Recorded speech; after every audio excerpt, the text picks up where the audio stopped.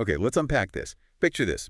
You're sitting in a room, right, on Capitol Hill, Mm-hmm. and in front of you, members of the House Oversight Committee. Okay.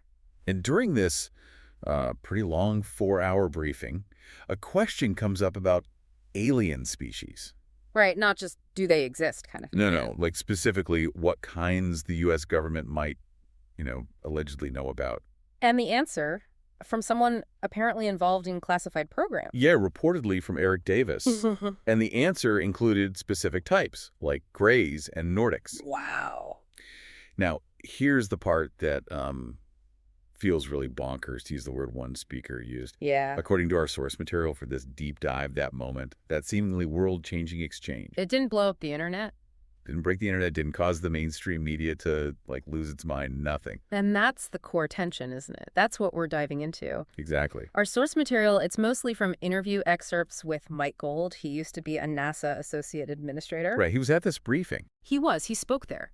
The briefing itself was hosted by House Oversight and the UAP Disclosure Fund. Okay. And Gold basically recounts what happened, the data they presented. But maybe the most compelling part is just his astonishment. His disbelief that nobody's talking about it. Yeah, his sheer disbelief at the lack of attention, especially given the claims made in that specific setting on Capitol Hill. Right. So our mission today, really, is to cut through all the noise. Get folks informed quickly. Yeah, get you informed quickly on what reportedly went down in that room. We want to look at the specific claims. The push for real science. The actual data sources Gold and others mentioned, and honestly, try to figure out why there's this huge gap. The silence. The silence, yeah.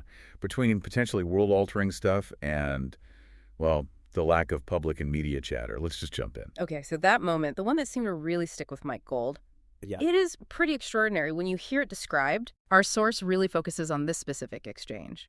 Congressman Eric Burless, he's on the Oversight Committee. Sitting member of Congress. Right.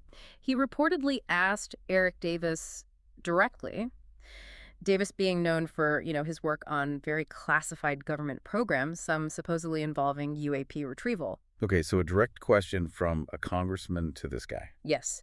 Directly about the species, the types of beings supposedly associated with these phenomena or craft. And Davis's alleged answer. According to the source, he stated the U.S. government is reportedly aware of multiple species. Multiple. Not just, maybe one kind. Multiple, yeah. And apparently, he didn't just leave it vague. He reportedly named types that, well, they sound familiar if you follow UAP lore. Like what? He mentioned the grays, and he specifically linked them to the crash event technically called Corona. What people usually call Roswell. Right. He used the technical term, not the public one. He also mentioned Nordics. Okay, grays and Nordics. What else? Any details? Well, the grays, like I said, linked to the Corona investigation. The Nordics, described as basically human-sized, 5-6 feet tall. Mm-hmm. And he also talked about beings that resemble reptilians and insectoids. Resemble. So not actual reptiles or insects. Exactly. Yeah. He seemed to emphasize it's how observers perceive them. And these were also apparently human scale, roughly that same height range. So same height range. Did he mention any really tall ones? Yeah. Like the stereotypical giants? Davis reportedly said he hadn't heard anything about significantly taller ones, like 7 or 8 feet tall. Okay, let's just pause on that. We're talking alleged grays, Nordics, and beings looking like reptilians and insectoids, Yeah. all supposedly known to the U.S. government, being discussed by someone with Eric Davis's background In front of sitting members of Congress. on Capitol Hill. Precisely. And this is where Mike Gold's reaction, as our source presents it, really hits home. The bonkers part. Yeah, he's just floored that this specific claim isn't being picked apart everywhere. He calls it an extraordinary dichotomy. Between the claim and the silence. Right, the potential significance versus the absolute lack of mainstream coverage.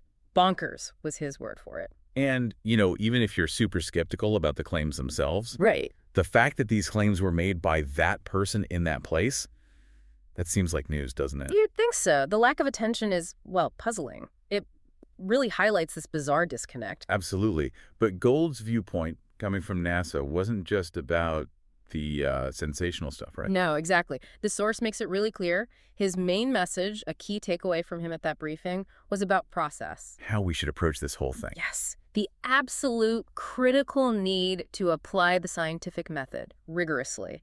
to UAP to all these related anomalies. So for him, it's less about, are the species real, and more about. More about the fact that we have unexplained phenomena, period. And we have a duty, a scientific obligation to investigate them properly. The truth or falsity of any one claim, even a huge one like multiple species, is secondary to that fundamental process. Gotcha. So the real story isn't maybe aliens confirmed, but why aren't we using science to figure out what these things are? That's it precisely. The call from Gold, and you feel it coming through the source material too, is just for more data, more information, more questions. And more coverage, presumably. Yes, crucially, more coverage. I mean, the scientific method thrives on looking at anomalies, right? Things that don't fit. Things we can't explain yet. Exactly. So whether you believe in UAP or not, the fact that there are unexplained things happening, that's a scientific question. The key point is, we don't know. But we need to find out. We urgently need to apply science to learn more. That's the message. And the briefing apparently got pretty specific about where we might find some of this data. Right? Or how we could get it. Yeah, and often with surprisingly low effort or cost. That's another key takeaway from the source. Okay. Gold pointed out several really concrete opportunities. One potential gold mine. Let me guess, NASA. The massive, publicly available NASA archives. Right, like that image he showed. Exactly. He presented this really striking image from Apollo 17, taken from the moon's surface. And what did it show? He pointed out something that looks, well, distinctly like a triangular craft. Whoa. Now, he wasn't saying, this is definitely an alien ship. He's not making that definitive claim. But the resemblance was there. The resemblance to other triangular UAP images was uncanny, he suggested. And more importantly, his argument was there are probably countless other images, reports, data points scattered all through those NASA archives. From Apollo shuttle missions. Apollo shuttle astronaut accounts like Edgar Mitchell's, just sitting there, waiting. So what's his proposal? Just have someone sift through everything. Basically, yeah, but using modern tools. A comprehensive AML search. Artificial intelligence, machine learning. Right. Teach computers what patterns or anomalies to look for and let them churn through petabytes of data way faster than humans ever could. That makes sense. And he suggested it would be incredibly affordable, could be done relatively quickly, maybe even get companies to volunteer. Wow. The potential payoff seems huge for the effort. Immense potential data yield for minimal investment. That was the point. Okay. Using AI on old NASA data. Yeah. What else? Any other practical ideas? Another one Gold mentioned involves using something that already exists, the Aviation Safety Reporting System, ASRS. ASRS, what's that exactly? Think of it like a confidential hotline for pilots, air traffic controllers, flight crews. To report safety stuff. Yeah, safety issues, close calls, weird atmospheric things, anomalies. Yeah. They report it without getting penalized. It's all about improving safety. So pilots are already reporting unusual things they see. They are, yeah, for safety reasons. Yeah. So Gold's proposal is super simple, really affordable. Formally add UAP reporting to that existing system. Just make it official. Like add a checkbox or category. Something like that. Leverage this system that's been running for decades, logged hundreds of thousands of reports. You could suddenly tap into observations from trained commercial pilots and crews all over the world. That seems like like low-hanging fruit. A massive data set, potentially. From trained observers, exactly. Minimal cost, minimal new infrastructure. Okay, that's really practical. Yeah. And wasn't there something about the moon itself? Yeah. Something weird happening there. Yes, this phenomenon called the lunar horizon glow. Gold showed this spectacular image. The new image. Yeah, captured recently by Redwire Argus cameras on Firefly Aerospace's Blue Ghost lunar lander during a recent mission. And what did that look like? It's stunning. Looks like a sunrise, almost, on the moon's horizon, or maybe like a dome of light. A dome. Yeah, creating really strong light. Gold emphasized that this light source is absolutely not the sun, not the moon glowing, not Earthshine. So what is it? That's the puzzle. It was apparently so bright it was casting sharp shadows from rocks. Wow. And causing light refraction, light bending, making things look like they had weird colors or textures. He mentioned descriptions like algae or seeing purples. Okay, but that sounds genuinely weird. Yeah. Does NASA have an explanation? Well, NASA's current thinking is electrostatically charged lunar dust, like dust lifting off the surface. Yeah. But Gold, citing some reports and experiments, questioned if there's enough dust, or if dust could even create that kind of intense high-altitude glow effect. He also pointed out that Apollo astronauts reported seeing similar things. both a kind of dome-like structure and also bright beams of light shooting high above the horizon. So it's not entirely new, this observation. Apparently not. So the call here is for transparency, more data. We need things like spectroscopic data. Analyzing the light itself. Exactly, to see what material is causing it. Plus, raw images, timestamps, better resolution pictures. Just get the data out there. So look, even if it turns out to be, I don't know, some weird dust interaction. Right.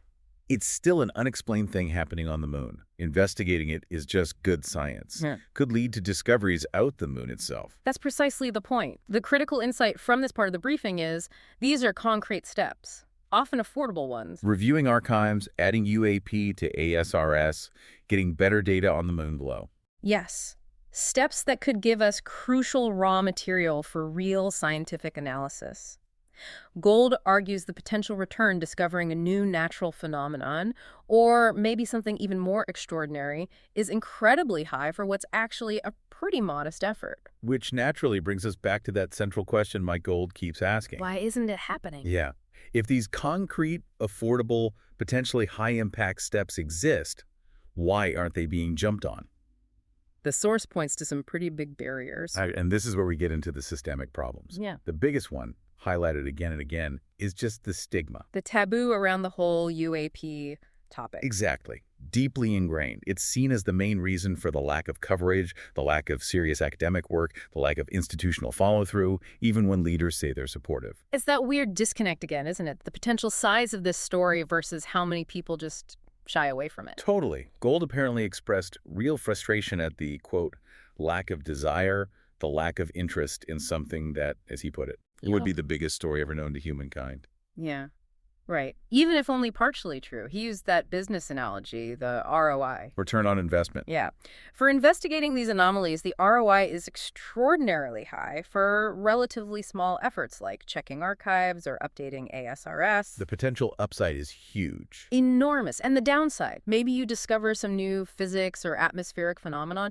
It's minimal, really. And it's not just like public perception. The source mentioned pushback even within agencies like NASA. It seems views are mixed inside these places. You have leaders like former Administrator Bill Nelson at NASA who've actually helped reduce the stigma a bit just by talking about UAP seriously. Acknowledging it's real, the phenomenon at least. Right. But then apparently others inside still see it as a complete waste of time. And maybe more worrying, Gold noted this lack of actual follow-through on things like the archive search or adding UAP to ASRS, even when leadership says yes. Why budget or something else?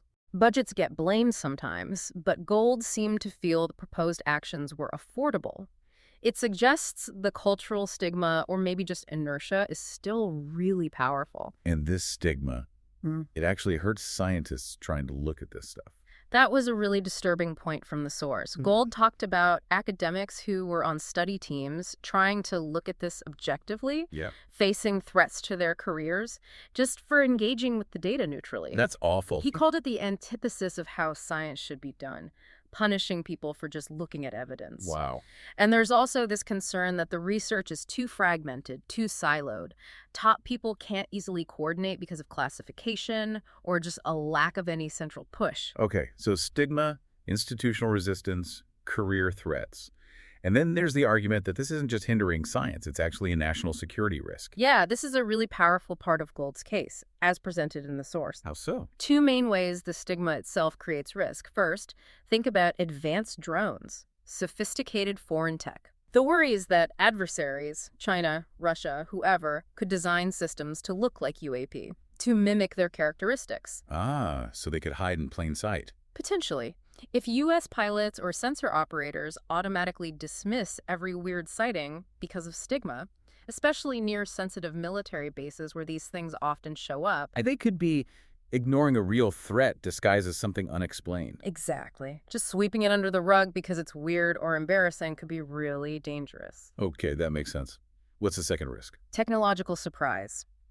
If these phenomena do involve something fundamentally new, what Gold called exotic technology. Right, like the stuff Eric Davis was allegedly talking about. Yeah, if that's real and the U.S. isn't seriously investigating it because of stigma, we risk falling way behind. If someone else figures it out first. Precisely. Well, Gold apparently linked this directly back to Davis's reported claims.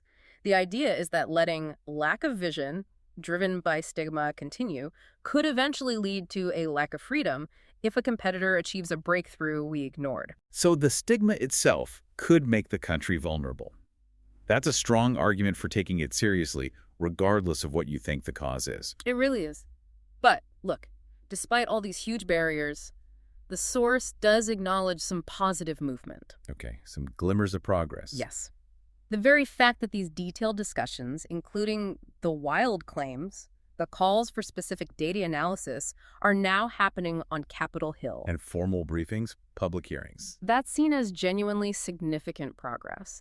It pushes the issue into an official space where there's theoretically more accountability. Like the very briefing we're discussing today. Exactly. That briefing happened. There have been other hearings before. More are supposedly planned. And credit where it's due, right? Yeah. The source mentions the politicians involved. Yeah, it credits specific members of Congress for having the courage to even engage with this.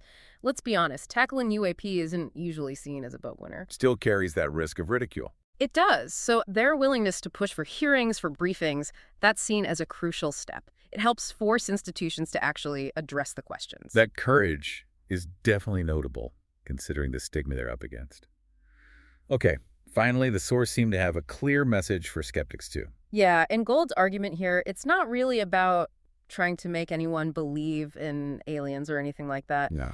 It's more an appeal to the core principles of science itself, the scientific method. How does he frame that? What's the pitch to a skeptic? He basically argues, if you truly believe in science, you should be fascinated by anomalies. Things that don't fit. Exactly. Things that our current understanding can't explain.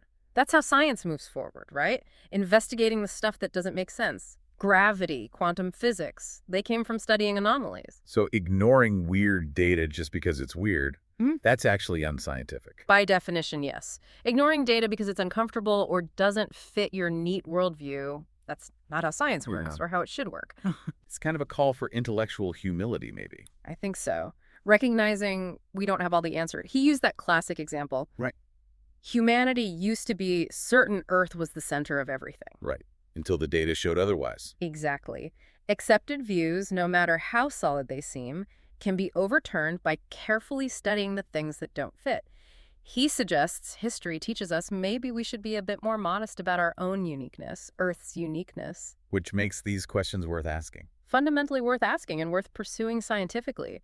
His direct invitation to skeptics was pretty straightforward. Follow the science, look at the data, look at the pictures. Especially the publicly available stuff. Yes, look at the stuff in the public domain. The truth is out there, as the saying goes, but finding it takes scientific courage and objectivity. And emphasizing that publicly available data is key, isn't it? The NASA archives he talked about. Right, the potential ASRS data, if they implement that. Detailed images like the lunar horizon glow. These aren't secret files locked away somewhere. They're tangible things that can be studied scientifically. They offer a path forward, don't they? Applying normal science to genuinely weird observations. Regardless of how you feel about the really big sensational claims made in places like that Capitol Hill briefing, it's about the process. Okay, so we've taken a real deep dive here into this remarkable briefing on Capitol Hill. We started with those almost unbelievable claims reportedly made. Specific types of non-human species. Yeah. Then we move into the really strong argument for just applying rigorous science to UAP and all these weird anomalies. Exploring those concrete, practical, often low-cost beta sources that are apparently just sitting there waiting to be analyzed. Right. And then wrestling with those big barriers, the stigma, mostly, the lack of institutional will that seemed to be holding everything back. But we also saw those glimmers of progress, the fact that these conversations are happening at high levels now, the courage of certain individuals pushing it forward. Yeah. The core tension is still there, though, isn't it? This massive contrast. Between potentially world-changing implications, whether it's new physics or something truly extraordinary. And this just bizarre lack of widespread public and media interest. All set against that need for careful science versus the cultural roadblocks stopping it. It's a strange situation. It really is. So, think about this. We've heard that significant, unexplained anomalies are now being discussed openly on Capitol Hill by credible people. And that, according to our source, publicly available data might exist in places like NASA archives, or could be generated pretty affordably through systems like ASRS. Data just waiting for proper scientific analysis. Exactly. Data waiting for the scientific method to be applied. So the question for you listening now is, what responsibility do you feel? Now that you're informed about these claims, these arguments for investigation. Yeah, what responsibility do you feel to maybe engage more, ask more questions, or encourage that deeper scientific look? Something to think about as you go about your day.